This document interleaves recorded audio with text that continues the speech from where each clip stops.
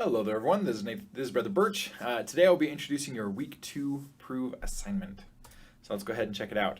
Mad Libs are a type of funny story where a person is asked for words without knowing their context. The words are then placed into a story in a predetermined format, often resulting in funny statements. Okay, so we can consider prompts for words like this, but we could do anything. I could say, give me an animal, give me a fruit, give me a super awesome verb, I don't know. But we could do anything. And then a story.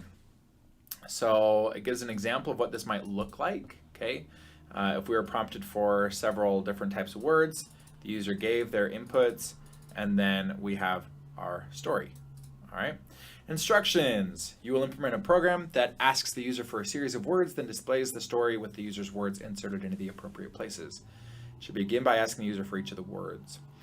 It should then fill those words into the appropriate places in the story. To begin, please use the following story. Okay, so it looks like that's it for our story. Make sure to match the punctuation and spacing of the original story exactly. For example, you should not put your own words on their own line. They should fit naturally into the story. Okay, so what that's talking about, remember last week how we had all these different print statements and they showed up on their own line? Well, this week, we're not going to do that, okay? And let's see, also make it so that the exclamation word is automatically capitalized because it starts a new sentence. That's awesome. Okay, so let's check this out.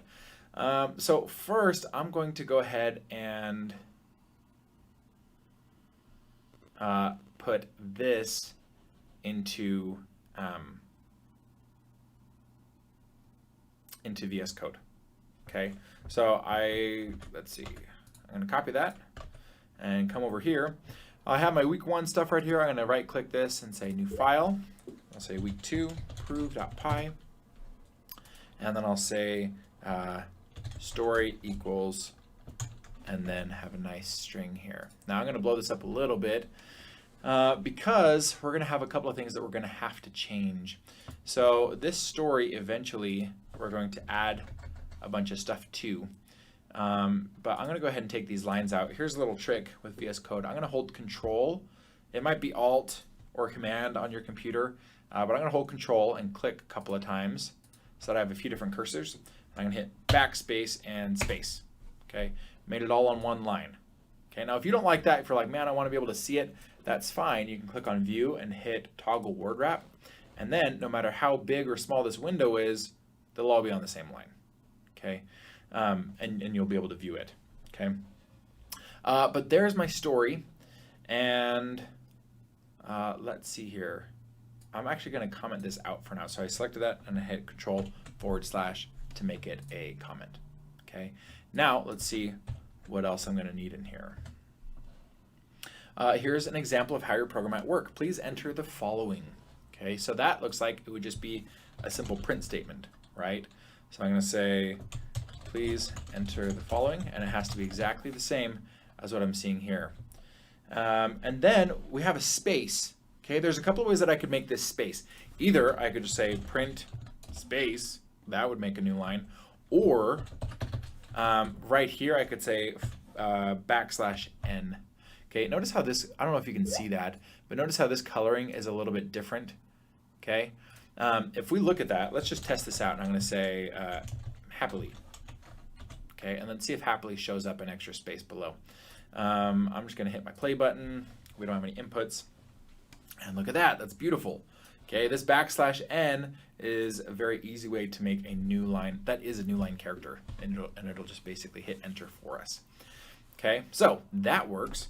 I'm going to take that out now. Now it looks like we're going to have a bunch of different inputs here. Okay, so we learned about inputs last week. They will allow us to retrieve input from the user and allow us to print something for them. So I'm going to say adjective :space. All right, and then I need to assign this to a variable. So I'll go ahead and say adjective equals input adjective. Okay, now let's see if that works. And I'm going to say print, and right here it looks like I have another new line, and so I'm going to say \n, and then I want to add our adjective. Okay, so one way that I can do this is just saying plus adjective, and let's see what happens. So I'm going to come to my terminal, and I'll say pi week 2 tab, hit enter. Please enter the following: an adjective, and I'm going to say awesome. Okay, and you can see that it's printed a space and then my word. Okay, by doing these. Pretty sweet, right? So with that, I mean, basically, I'm not going to have a new line on these, but I'm going to have something that looks very similar to that line a few times for all of my inputs. I don't want that many adjectives, but it'll be really similar. And then when I go to print the story, it's going to be really similar to this, where I use something called string concatenation, where I use this plus to say, okay, I have a string here that I'm printing and an adjective, and then just for kicks, I'm going to say, and some more string. Okay, and we'll just print it all up. And then if I come down in here and hit that, I'm going to say happy. Oh, man.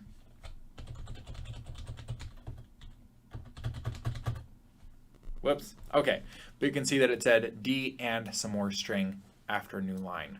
And I'm going to take that out so that never happens again. Okay, but you can see that that worked out great for me.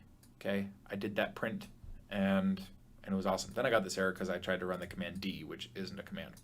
But anyways, hopefully, I know that we have a long ways to go on this program. But if you think of line 2 as something that has to be repeated a bunch, and then line 7 as something that you're going to print with different variables thrown in there, then I think this should get you pretty close. Okay. If you have any questions, feel free to ask me or ask the class, and I will talk to you all soon. Thanks.